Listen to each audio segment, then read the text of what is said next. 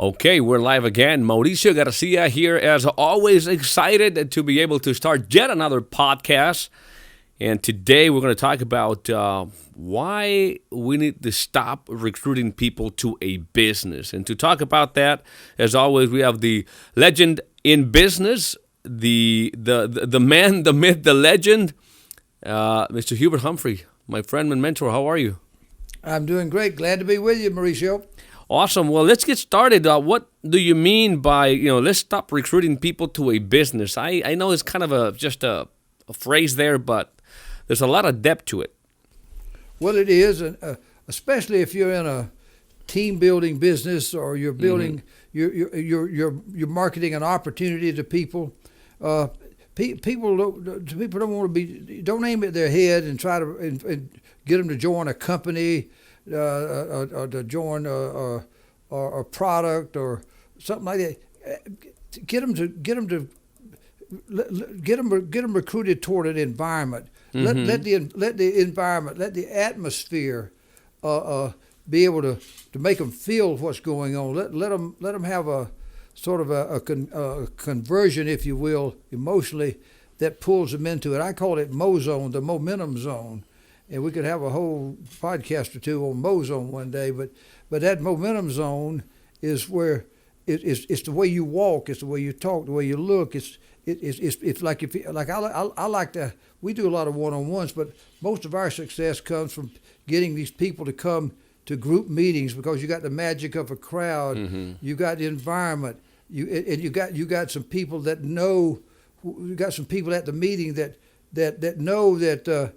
They know this principle, and so they're going to, when they meet people, they're going to act like they know these people. They're going to create the magic. They're going to, like, for example, if you came to the meeting and you had Andres, you're bringing Andres to the meeting. He's one of your prospects. You're bringing him down to the meeting, or you're putting him on the Zoom presentation.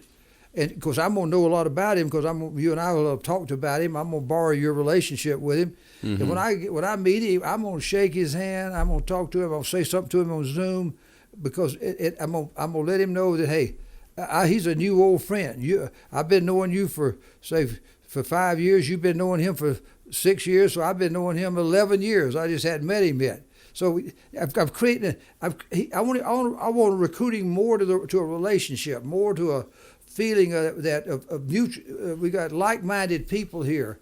We all have been right where you were at. We all want to be somebody. We found a path to success, and we're glad that you're gonna come take a look at it. And all I want somebody to think about when they get around us is that, man, I wonder what they're so excited about. It sounds like from what they're telling me here, I could do this stuff. I don't even know what it is, but I can do it. You're creating those kind of feelings emotionally as opposed to, just a physical company. Hey, yeah, come join HDI. Well, who wants to join any company? Nobody wants a job. Nobody wants to go to a company. All we want is the success that comes from this. And if you let people feel your success, if they can smell success, if they can just see and have just a little bit of an emotional tug that, man, this is something I need to take a look at. You arouse their curiosity. That's really what we're talking about here. Yeah. Now I can see why probably a lot of people that go in business in a type of business model like network marketing is that they probably operate under a paradigm of, let me tell you what makes logical sense here of why this business and the money and the system and the compensation versus really understanding human nature as we make decisions emotionally. That's why you're saying don't aim at the head, aim at the heart, and the events are what causes those emotions, right? That's right. That's okay. That's right. The only real event, only important event is the event that if I'm just now approaching you with the intent of trying to get you to take a look at my opportunity, that's the only event right now that's worth anything. That's the event I'm fixing to have with you, and it's got to be a big event. I've got to make them. I got to make that guy feel so happy that he's met somebody like me, or or I thought enough of him to do it. See, most people out there, most prospects don't know this yet, but if we do this right, by the time they get into business, they're going to be so happy that somebody like us put their name on a prospect list and thought enough of them to share this opportunity with them, and how important it was to be able to be a prospect. And so it's an experience unlike anything else they're going to have.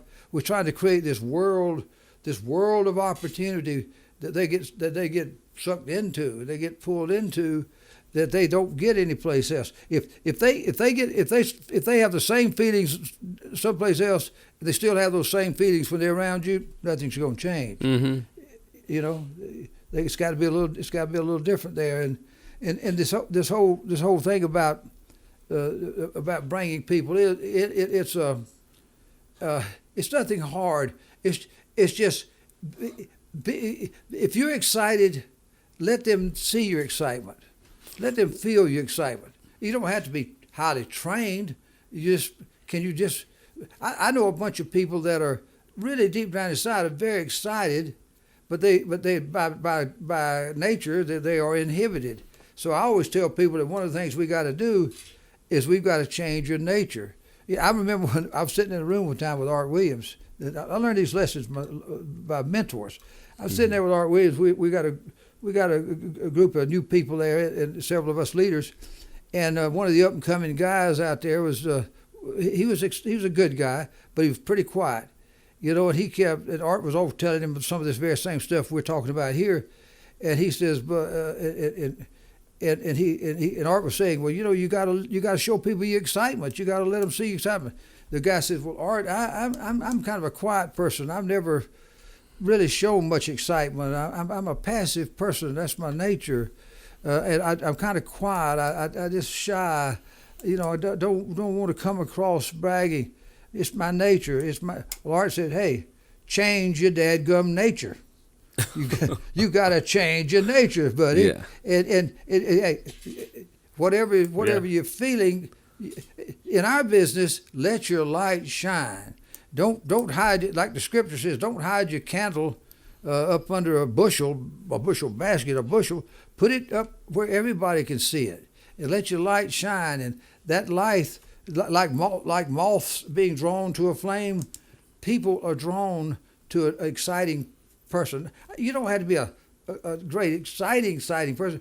You just got to be a little railroad conductor, a little battery worker like you were there in a battery plant for cell phones. You just got to be somebody that's, man, I think I found something here. This is going to be something I can do. Just please just turn on your switch and let your light shine a little bit. That's the only training they really need to do what we're talking about here. Yeah, and for those that are listening that are in that type of a business model, well, I think that in anything in general, if you are an excited person, nothing is more viral and contagious than probably somebody who's excited. And maybe you don't necessarily need to create these huge events, but if you are excited, even in little events, right? Because everything starts small. If I ask you, how were you able to go from you to recruiting, having a system that recruited 2, 3, 4 million people? I'm sure it was mainly excited individuals holding small events to mid-sized events to big events, but the most important ingredient was excitement.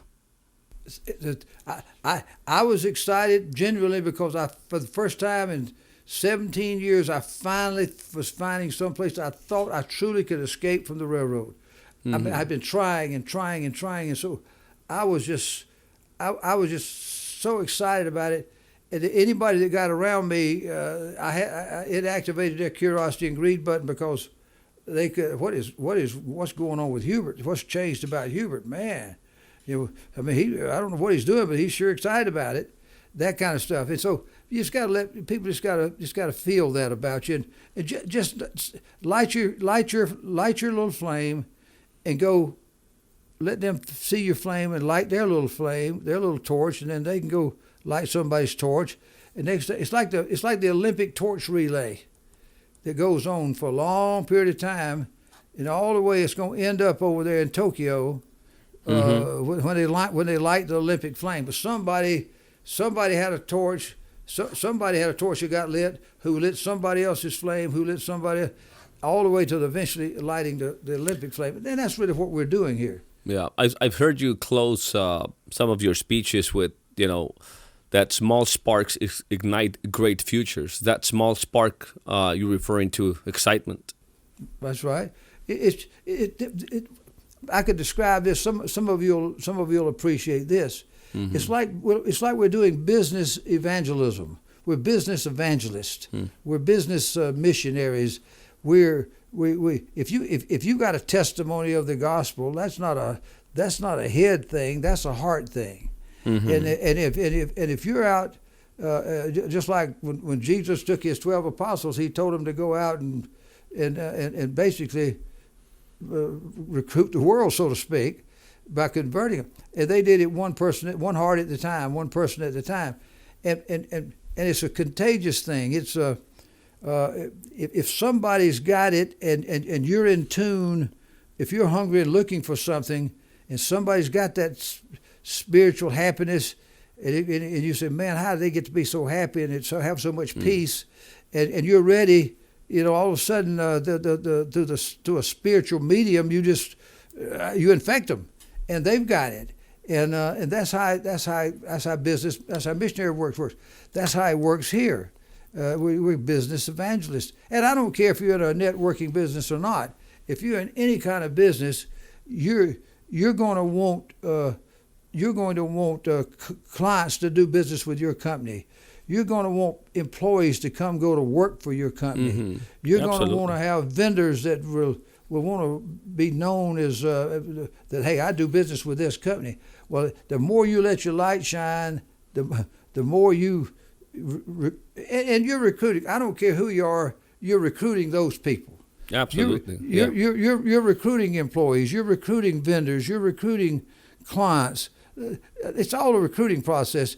You just gotta use enthusiasm to make it happen. I heard a saying one time about enthusiasm. Enthusiasm is like yeast. It raises the dough, and so we need to have that enthusiasm. And of course, if you understand what the word enthusiasm really means, I think this will help some people. It comes from the Greek word entheos, E-N-T-H-E-O-S, meaning in Goded or God within. That's what enthusiasm means. It means it's that built into every human being in the world that ever comes to this planet, to this earth. Somewhere in there is this power. The Spirit of God is in seed, is in every person. It just needs to be shook up some. It's kind of like I tell people, you see an old-fashioned bottle of Coca-Cola. It's got nice, clear, dark liquid in a Coca-Cola bottle. Mm-hmm. You see a whole six-pack of it sitting on the shelf, and it's just mild. But that same little Coca-Cola, you pop that top off that Coca-Cola, put your thumb on that thing, and shake it up. What happens to that Coca-Cola, Mauricio? It fizzes. It fizzes and spews everywhere, because inside of that bottle, even though it looked dormant, when it got all shook up, like old Elvis Presley used to sing about, when it got all shook up, guess what?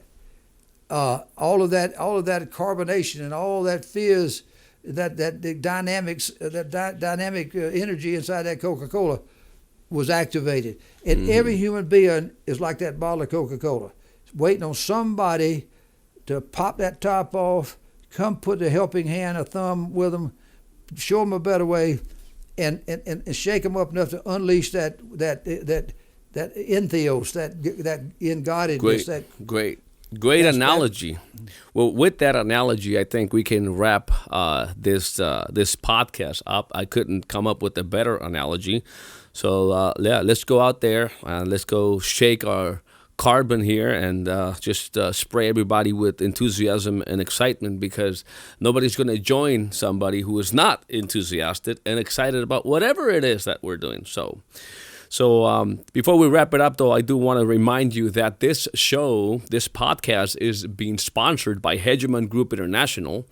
And Hegemon Group International is in business of helping people create wealth for themselves, creating wealth for families. And it's got the best opportunity in America today. If you want to know what this opportunity is all about, just go to hgiopportunity.com. We made it very simple domain, very simple link is hgiopportunity.com. You may even find it below this video if you are following us on YouTube. And if you are also listening on a podcast platform, if you search, you may be able to find that link to go to hgiopportunity.com. With that being said, I hope everybody has a great weekend. Hubert, thank you as always for sharing all that knowledge with us. We will see you next week, sir. See you later. Have a great weekend. Thank you. Bye-bye. Warning, this podcast may change the way you think about business, entrepreneurship, and money forever. The Conquistador Podcast was created for dreamers, entrepreneurs, and leaders who want to conquer their future. To be an epic entrepreneur, you must adopt the right mental paradigms as well as master the art of selling, marketing, and finance.